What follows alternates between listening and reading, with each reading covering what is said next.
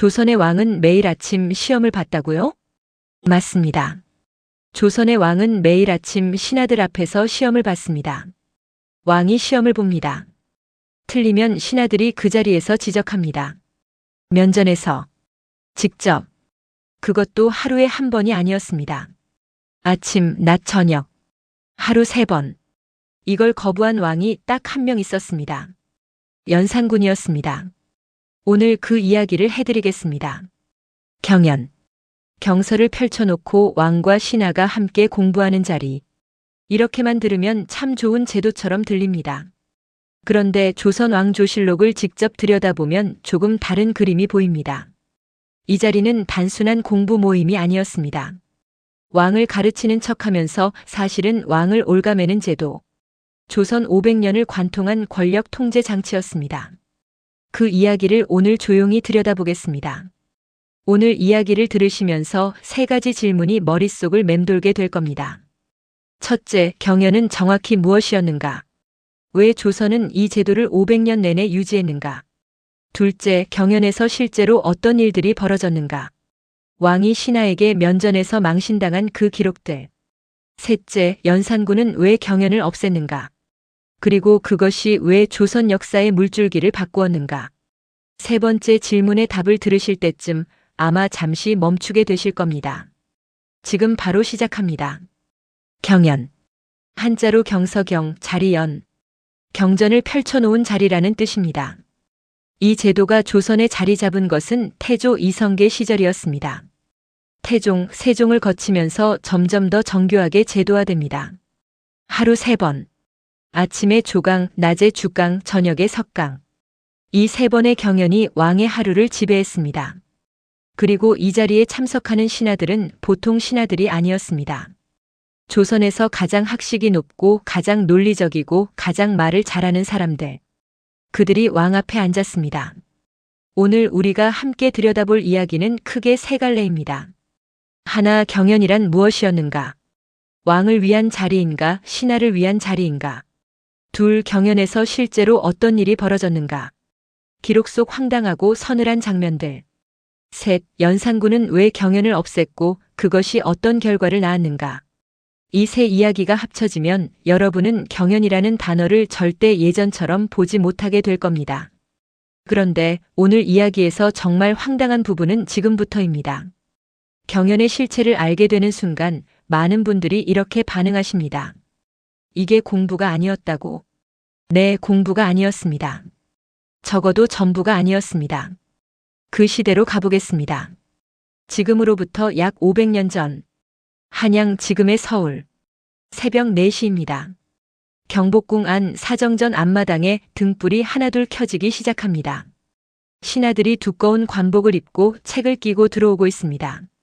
잠시 후 왕이 나옵니다. 왕도 책을 읽어왔어야 합니다. 어젯밤 내관이 오늘 경연에서 다룰 내용을 미리 알려줬으니까요. 왕은 자리에 앉습니다. 신하들이 맞은편에 앉습니다. 경연이 시작됩니다. 경연은 어떻게 진행됐을까요? 먼저 경연관이 오늘 읽을 경전 구절을 낭독합니다. 그런 다음 의미를 설명하고 왕에게 묻습니다. 전하, 이 구절을 어떻게 이해하십니까? 왕이 대답합니다. 신하들이 그 대답을 평가합니다. 때로는 이의를 제기합니다.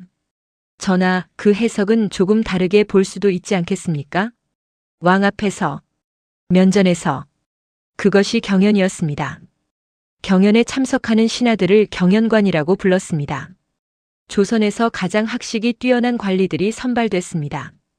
그리고 이들에게는 특별한 권한이 있었습니다. 경연 자리에서는 왕에게 직접 말할 수 있었습니다. 정치 현안도 왕의 행동도 나라의 문제도. 경전 이야기를 하다가 슬며시 현실 문제로 넘어가는 것. 이것이 경연의 진짜 기능이었습니다. 여기서 한 가지 흥미로운 반전이 있습니다. 경연은 겉으로는 왕을 위한 자리처럼 보였습니다. 그런데 실제로는 신하들에게도 매우 중요한 기회였습니다. 왕과 소수로 앉을 수 있는 자리. 다른 신하들의 눈치 없이 왕에게 직접 말을 건넬 수 있는 자리. 왕의 말 한마디 한마디를 직접 들을 수 있는 자리. 경연은 신하들에게도 권력이었습니다. 지금부터 이야기의 핵심으로 들어갑니다. 경연이 가장 활발하게 운영된 시절은 세종 재위 기간이었습니다. 세종은 경연을 좋아했습니다. 아니, 집착에 가까웠습니다. 기록에 따르면 세종은 하루에도 몇 시간씩 신하들과 경전을 토론했습니다. 신하들이 피곤해서 이제 그만 마무리하시는 게 어떻겠습니까? 라고 청한 기록도 있습니다. 세종은 경연에서 신하들의 말을 많이 들었고 그것이 정책에 반영됐습니다. 경연이 실질적인 국정 논의 자리로 기능했던 것입니다. 그런데 세종의 아버지 태종은 달랐습니다. 강력한 왕권을 구축한 태종에게 경연은 불편한 자리였습니다. 신하들이 경전 구절을 읽으면서 슬쩍 현실 정치를 언급합니다. 옛날 성왕은 이렇게 하셨습니다. 전하는 어찌 생각하십니까? 이 말은 단순한 학문적 질문이 아니었습니다. 왕의 결정이 잘못됐다는 우회적 비판이었습니다. 태종은 때로 경연을 빠졌지만 신하들이 상소를 올렸습니다. 왕도 쉽게 빠질 수 없는 자리. 그것이 경연이었습니다. 그런데 여러분, 지금까지는 그래도 이해가 되는 범위의 이야기였습니다. 왕이 신하들과 공부를 한다. 때로 신하들이 지적도 한다. 그런데 지금부터가 진짜 황당한 이야기입니다. 경연 자리에서 실제로 어떤 일들이 벌어졌는지 조선 왕조실록에 남아있는 그 기록들을 들려드리겠습니다. 계속 들어주세요. 이제 경연의 실체를 들여다볼 시간입니다. 경연의 진짜 기능을 이해하려면 조선의 정치 구조를 먼저 알아야 합니다.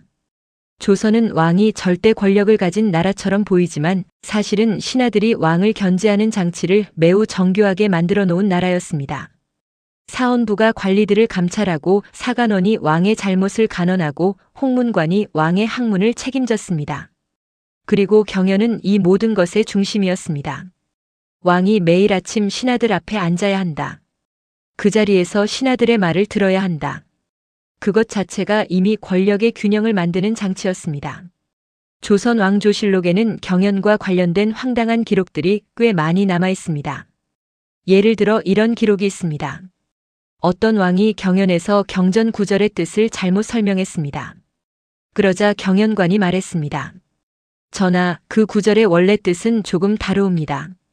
왕이 틀렸다고 신하가 지적한 겁니다. 공개적으로. 또 이런 기록도 있습니다. 경연 도중 신하가 최근 왕의 결정이 잘못됐다며 직접 비판한 기록. 전하께서 최근 내리신 명은 옛 성왕의 도에 어긋나는 바가 있지 않습니까? 경전을 읽다가 현실 정치 비판으로 넘어간 겁니다. 이것이 경연의 진짜 모습이었습니다. 경연이 이렇게 왕을 견제하는 자리였다면 왕들은 왜 이것을 허용했을까요? 한마디로 없앨 수가 없었습니다. 경연을 없앤다는 것은 학문을 멀리한다는 뜻이었습니다. 조선에서 학문을 멀리한 왕은 폭군입니다. 명분을 잃은 왕입니다. 신하들이 왕을 끌어내릴 수 있는 가장 강력한 명분. 경연을 거부하는 왕. 그래서 조선의 왕들은 아무리 싫어도 매일 아침 그 자리에 앉아야 했습니다. 이 대목이 오늘 이야기에서 가장 서늘한 부분입니다. 조선 초기 경연에서 읽는 책은 주로 유교 경전이었습니다. 사서우경. 그런데 시간이 지나면서 다루는 내용이 확장됩니다. 역사서도 읽었습니다. 자치통감 같은 책. 중국의 역대 왕조 흥망성쇠를 함께 읽으면서 신하들이 슬며시 말합니다. 이 황제는 이런 잘못을 해서 나라가 망했습니다. 전하께서는 부디 이를 거울로 삼으소서. 직접 비판이 아닙니다. 역사 이야기를 하는 척하는 겁니다. 그러나 왕은 알아듣습니다. 지금 내 이야기를 하고 있다는 것을. 경연은 이렇게 조선 500년 내내 나를 벼리고 있었습니다. 경연이 중요했던 또 하나의 이유가 있습니다. 조선에서 왕에게 직접 말을 건넬 수 있는 자리는 매우 제한돼 있었습니다. 상소는 올릴 수 있었지만 왕이 읽지 않으면 그만이었습니다. 그런데 경연은 달랐습니다. 소수의 신하들이 왕과 직접 마주 앉는 자리. 경연은 조선에서 가장 활발한 언론 통로 중 하나였습니다. 그래서 신하들은 이 자리를 지키려 했고 경연을 없애려는 왕에게는 결사적으로 반대했습니다. 자, 이제 경연의 전모를 정리해 드릴 수 있습니다. 경연은 표면적으로는 왕의 학문 수양을 위한 자리였습니다. 그러나 실질적으로는 세 가지 기능을 동시에 수행했습니다. 첫째, 왕과 신하의 정기적인 소통 창구. 둘째, 신하들이 왕에게 직언할 수 있는 합법적 공간. 셋째, 왕이 학문을 게을리하지 못하도록 제도적으로 강제하는 장치. 이 세 가지가 합쳐진 것이 바로 경연이었습니다. 그리고 이 제도를 없애려 한 왕이 딱 한 명 있었습니다. 여러분, 여기까지가 경연의 구조와 기능입니다. 그런데 오늘 이야기는 여기서 끝이 아닙니다. 경연을 없애려 한 왕. 연산군. 그가 경연을 폐지하던 날의 이야기, 그리고 그 이후 조선에서 벌어진 일들을 들으시면 아마 이렇게 생각하실 겁니다. 경연이 그냥 공부 자리가 아니었구나. 계속 가겠습니다. 경연에 관한 기록 중에는 우리가 잘 모르는 것들도 있습니다. 성종이 경연에서 신하와 오랜 시간 토론하다가 자신의 생각을 바꾼 기록. 왕이 신하의 말에 설득된 겁니다. 중종이 경연에서 어떤 정책이 잘못됐다는 신하의 말을 듣고 그 자리에서 명을 거두어들인 기록. 왕이 즉석에서 결정을 번복한 겁니다. 경연이 제대로 작동할 때 왕과 신하는 진짜 대화를 나눴습니다. 그리고 그 대화가 나라의 방향을 바꿨습니다. 흥미로운 것은 비슷한 시기에 비슷한 제도가 동양과 서양 모두에 있었다는 점입니다. 유럽의 왕들도 성직자나 학자들에게 매일 교육을 받았습니다. 중국에서는 조선보다 먼저 경연 제도가 있었고 조선은 이것을 받아들여 더 정교하게 발전시켰습니다. 동서양을 막론하고 권력을 가진 사람을 어떻게 견제할 것인가는 오래된 숙제였습니다. 그 답 중 하나가 매일 아침 공부하게 하는 것이었습니다. 공부하는 사람은 자신이 모른다는 것을 압니다. 권력자가 자신의 무지를 인정하는 순간 그 권력은 조금 더 겸손해집니다. 이제 이야기의 절정으로 가겠습니다. 연산군의 경연 폐지. 이 사건에는 잘 알려지지 않은 이야기들이 있습니다. 경연이 없어진 날 조선에서 무슨 일이 벌어졌는지, 이 이야기들을 들으시면 아마 잠시 멈추게 될 겁니다. 바로 시작합니다. 연산군은 처음부터 경연을 싫어했던 것이 아닙니다. 즉위 초반에는 경연에 성실히 참석했습니다. 그런데 어머니 패비윤 씨의 죽음을 알게 된 이후부터 달라집니다. 경연 출석이 줄어들기 시작했습니다. 신하들이 상소를 올렸습니다. 경연에 나오십시오. 연산군은 병을 핑계로 거부했습니다. 신하들이 또 상소를 올렸습니다.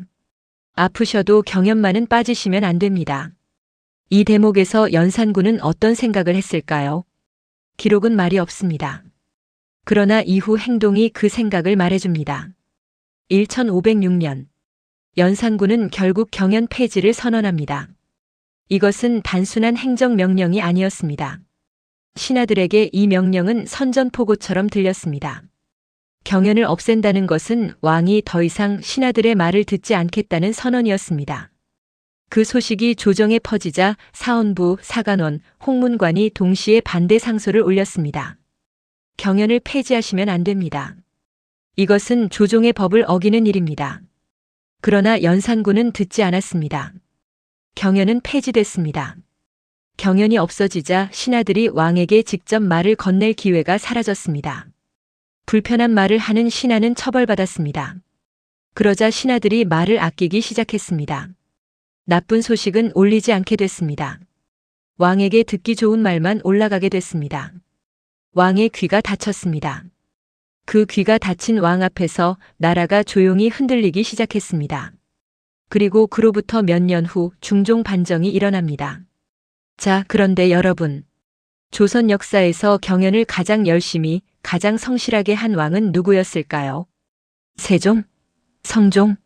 물론 두 왕도 경연에 열심이었습니다. 그런데 기록상 경연 횟수가 가장 많은 왕은 따로 있습니다. 그리고 그 왕의 이야기가 또 하나의 반전을 품고 있습니다. 들어보시겠습니까? 기록상 경연 횟수가 가장 많은 왕 중 하나로 꼽히는 것이 성종입니다. 성종은 재위 25년 동안 경연을 수천 회 이상 시행했습니다. 그런데 이 성종이 경연을 그렇게 열심히 한 이유가 흥미롭습니다. 성종은 13살에 왕위에 올랐습니다. 어린 왕이었기에 신하들에게 의지할 수밖에 없었습니다. 그런데 성종이 성인이 돼서도 경연을 계속 유지했다는 것, 이것이 반전입니다. 경연을 통해 신하들의 의견을 듣고 정치에 반영했습니다. 그리고 성종 시대는 조선에서 태평성대로 불리는 시절이었습니다. 경연을 열심히 한 왕이 태평성대를 만들었다. 경연을 없앤 왕이 반정으로 쫓겨났다. 이것이 우연일까요? 조선은 경연을 단순한 제도로 만들지 않았습니다. 경연은 조선의 통치 철학 그 자체였습니다. 왕은 하늘의 명을 받아 백성을 다스리는 존재입니다. 그렇다면 그 왕은 끊임없이 배워야 합니다. 끊임없이 자신을 돌아봐야 합니다. 그 배움과 성찰의 자리가 경연이었습니다. 경연이 있는 한 왕의 귀는 완전히 닫힐 수 없었습니다. 경연이 없어지는 순간 그 균형이 무너졌습니다. 연산군을 몰아낸 중종은 즉위하자마자 경연을 복구했습니다. 자신이 제대로 된 왕이라는 것을 보여주는 상징이었습니다. 그런데 중종의 경연에는 아이러니가 있었습니다. 반정 공신들의 힘이 너무 강했습니다. 경연에서 공신들이 사실상 왕을 압박하는 상황이 벌어지기도 했습니다.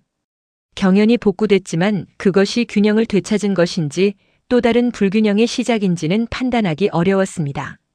역사는 가끔 이렇게 표면은 바뀌는데 구조는 그대로인 경우가 있습니다. 자, 이제 이야기가 거의 끝나갑니다. 마지막으로 딱 한 가지만 함께 생각해 보겠습니다. 500년 전 이야기를 들으시면서 혹시 어딘가에서 본 것 같은 장면들이 있지 않으셨나요? 권력을 가진 사람이 불편한 말 듣는 자리를 점점 피하는 것. 그 자리가 사라지면 달콤한 말만 올라오는 것. 그리고 달콤한 말만 듣던 권력자가 결국 무너지는 것. 경연에서 나눈 대화들은 조선 왕조실록에 상당히 많이 기록되어 있습니다. 사관들이 경연 자리에 함께 앉아서 오간 이야기들을 모두 기록했습니다. 왕의 말도 신하들의 말도 심지어 누가 자리를 빠졌는지까지. 당신이 오늘 한 말은 영원히 기록에 남는다. 이것도 권력자를 조심하게 만드는 장치였습니다. 기록이 또 하나의 경연이었던 셈입니다. 경연. 이 한 단어가 이렇게 긴 이야기를 품고 있었습니다. 이제 마지막 두 막이 남았습니다. 조용히 함께 마무리해 보겠습니다. 조선이 500년 동안 경연을 유지한 것은 우연이 아닙니다. 왕이 매일 아침 신하 앞에 앉는다는 것. 그것만으로도 왕의 행동이 달라졌습니다. 오늘 한 일이 내일 아침 경연에서 거론될 수 있다는 것을 알기 때문에 권력은 감시받지 않으면 부패합니다. 경연은 그 감시의 한 형태였습니다. 공개적이지 않은 조용한 감시. 그러나 효과적인 감시. 500년 전 이야기를 하나 더 해드리겠습니다. 조선의 신하들은 경연을 통해 왕에게 이런 말을 했습니다. 전하, 지금 이 나라에 이런 문제가 있습니다. 전하, 최근 내리신 이명은 백성들에게 이런 고통을 주고 있습니다. 불편한 말이 막히면 편한 말만 올라옵니다. 편한 말만 듣는 권력자는 현실을 모르게 됩니다. 현실을 모르는 권력자가 내리는 결정은 현실을 더 나쁘게 만들 뿐입니다. 어딘가에서 많이 들어본 이야기 같지 않으신가요? 그냥 그렇게 느끼시는 분도 계실 것 같아서요. 역사학자들이 자주 묻는 질문이 있습니다. 왜 좋은 제도도 결국 무너지는가? 제도는 그것을 운영하는 사람들에게 달려있기 때문입니다. 아무리 좋은 제도도 피하려는 사람이 권력을 잡으면 무너집니다. 결국 제도보다 중요한 것은 그 제도를 대하는 사람의 태도인지 모릅니다. 500년 전 조선도 오늘날의 우리도 이 숙제 앞에 서 있는 것은 마찬가지입니다. 경연에서 왕에게 직언했던 신하들의 이름이 실록에 남아 있습니다. 우리가 잘 아는 이름들도 있습니다. 김종직, 율곡 이, 퇴계 이황. 이들이 경연에서 왕에게 한 말들이 실록에 기록되어 있습니다. 500년 전 그 아침 왕 앞에서 했던 말이 지금도 읽힙니다. 역사는 이런 방식으로 살아남습니다. 자, 이제 오늘 이야기의 마지막 막에 왔습니다. 마무리하기 전에 딱 한 가지만 더 여러분께 드리고 싶은 이야기가 있습니다. 경연이라는 자리가 우리에게 남긴 것. 500년이 지나도 이 제도의 이야기가 살아있다는 것이 무슨 의미인가? 잠시 후 함께 마무리하겠습니다. 경연. 이 단어가 500년이 지난 지금도 우리 기억에 남아있는 이유가 뭘까요? 이 제도가 담고 있는 물음이 아직도 유효하기 때문이 아닐까요? 권력자는 어떻게 불편한 말을 들어야 하는가? 누군가가 권력자에게 불편한 말을 건네는 자리는 어떻게 만들어지는가? 그리고 그 자리가 사라지면 어떤 일이 벌어지는가? 이 물음들이 500년 전에도 있었고 지금도 있기 때문에 경연 이야기가 아직도 유효한 것 아닐까요?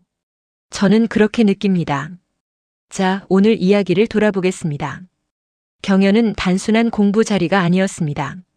왕과 신하가 매일 아침 마주 앉는 이 자리는 조선 500년을 지탱한 권력 균형의 장치였습니다.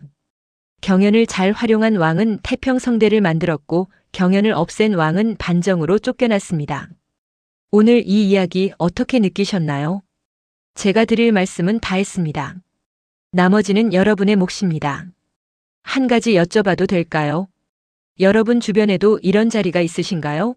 누군가에게 불편한 말을 해줄 수 있는 자리, 또는 불편한 말을 들어야 하는 자리.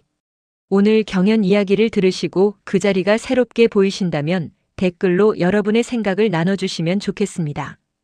모든 댓글을 꼭 읽습니다. 다음번에는 조금 더 이상한 이야기를 가져오겠습니다. 다음 키워드는 암행어사입니다. 마패를 들고 나타나 암행어사 출두요. 를 외치는 그 사람. 그런데 이 암행어사 사실은 조선에서 가장 위험한 직업 중 하나였습니다. 목숨을 걸어야 하는 임무. 아무도 믿으면 안 되는 홀로 선자리.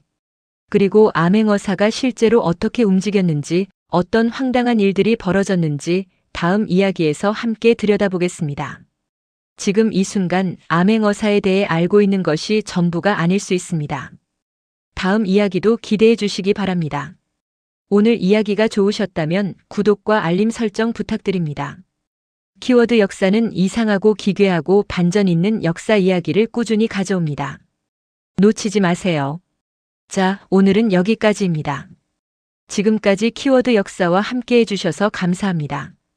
다음에 또 재미있는 이야기로 찾아뵙겠습니다. 안녕히 계세요.